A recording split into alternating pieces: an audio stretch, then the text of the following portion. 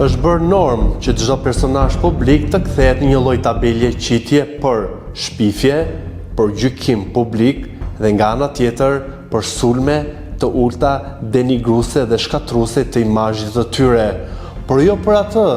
çka këto personazhe tregojnë në sytë e publikut, por nga ana tjetër më lejoni që të them për të mbushur portalet me një lloj neverie të frikshme që kanë me klikime.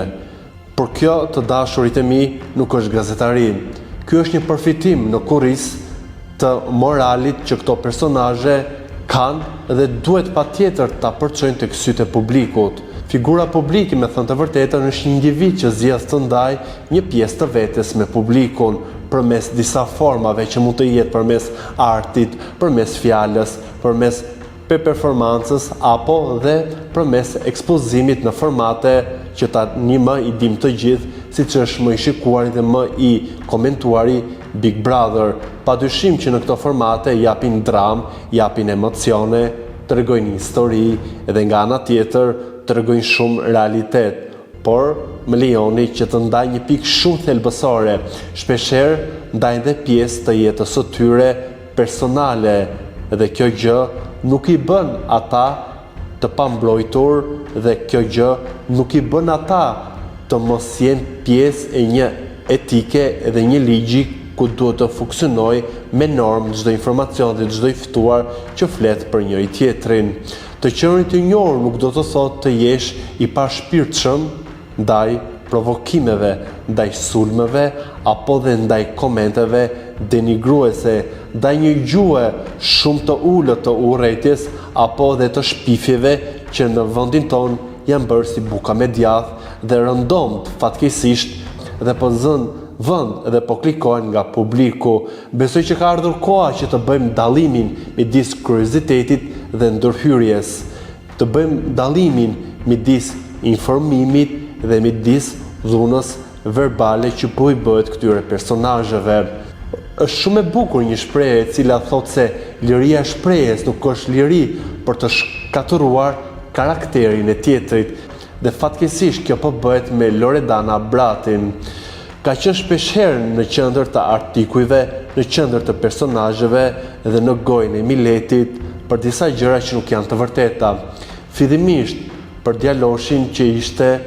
në përputhen u tha se kishte një raport, doli që ishte një fake dhe një situatë krijuar për hir të këtij llumi të klikimeve dhe për hir të kësaj shtypje që bëhet disa personazheve që tregojnë të mirë me gazetarët dhe tregojnë të mirë me ndjekësit e tyre. E dyta që ishte kulmi, ishte personazhi David Njeri që u bë i njohur për ndërhyrjen e tij të fortë dhe fizike në mbledhjen e Këshillit Bashkiak të Vlorës dhe që u ftuar në një media kombëtare siç është Top Albania Radio në emisionin e gazetarit Ronaldo Sharka që për hir të vërtetës në atë emision duket se ka një lloj prezumimi për të nxjerrë me do e mos klikime dhe për të nxjerrë le të themi personazhet në nuk e di në çfarë forme, por Loredanën po e nxjerrin në formën shumë të keqe. Loredanën po e bëjnë sikur është një femër e lehtë, sikur është një femër që i ndron të dashurit brenda ditës, sikur është një femër që dorëzohet e sikur është një femër që nuk ka dinjitet dhe moral. Më kanë pëlqyer shumë postimet që ka bërë Loredana jo për të mbrojtur veten e saj, por për të vënë një limit. E kur jemi tek shpifja, më lejoni që të sjellë rastin e sotëm se si gjykata dënoi për shpifje edhe pse foli për një kaos të madhe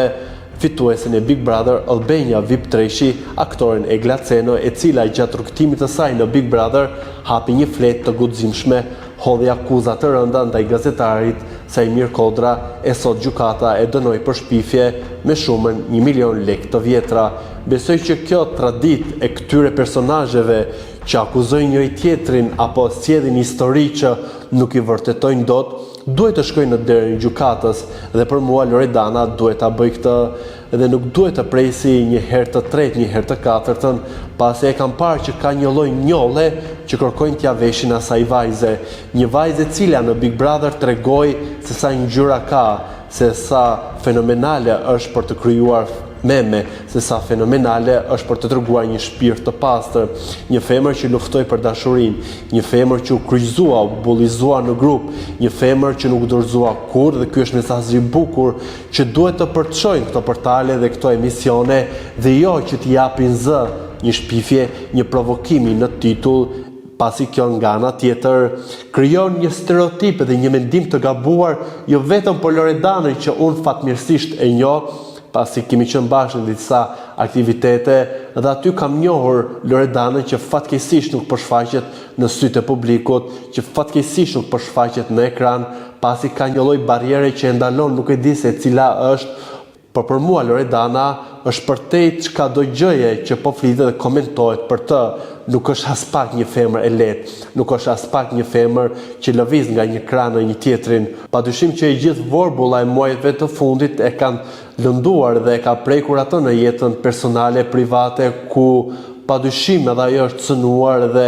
mund të jetë në një situatë ku po humbet atë që po ndërtonte fare bukur, por jemi sot këtu me këtë qasje të gabuar që për mua duhet të ndaloj jo vetëm për Loredanën, por edhe për raste të tjera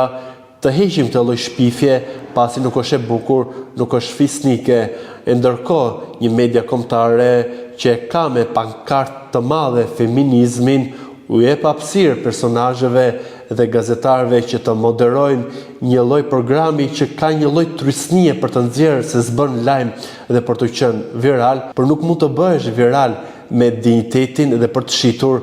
tjetrën sikur është e lehtë, pasi edhe pasojat padyshim që do të rëndojnë mbi ty dhe do të paguash çmimin e asaj çka ti flet dhe asaj çka ti promovon. Është shumë e thjeshtë sot të shpifësh, është shumë e thjeshtë sot të flasësh e të dalësh, pasi ka shumë kanale, jo vetëm në portale, por edhe në emisione që janë të etura për disa klikime dhe për ta bërë trimin, edhe për ta bërë qimentra, edhe për të bërë një lloj çorbe që duhet të ketë një fund. Loredana fatmirësisht e kemi njohur në Big Brother me të gjitha elementet që unë pash, me të gjitha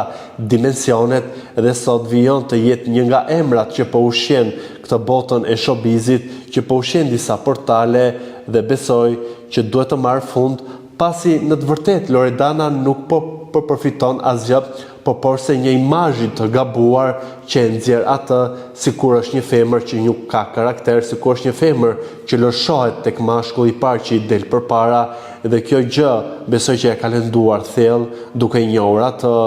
kërkoj edhe një herë tjetër që të zhdukim këtë qasje edhe këtë trysni për të ulur sa më shumë femrën, ndërkohë që bëjmë propagandë për të ngritur dhe për të lartësuar rolin e gruas në shoqëri, edhe nuk bëhet kështu. Do doja të ndija dhe mendimin tuaj mbi këtë situatë. Më kryesorja, mos harroni të bëni subscribe kanalit ton Koha Jon në YouTube.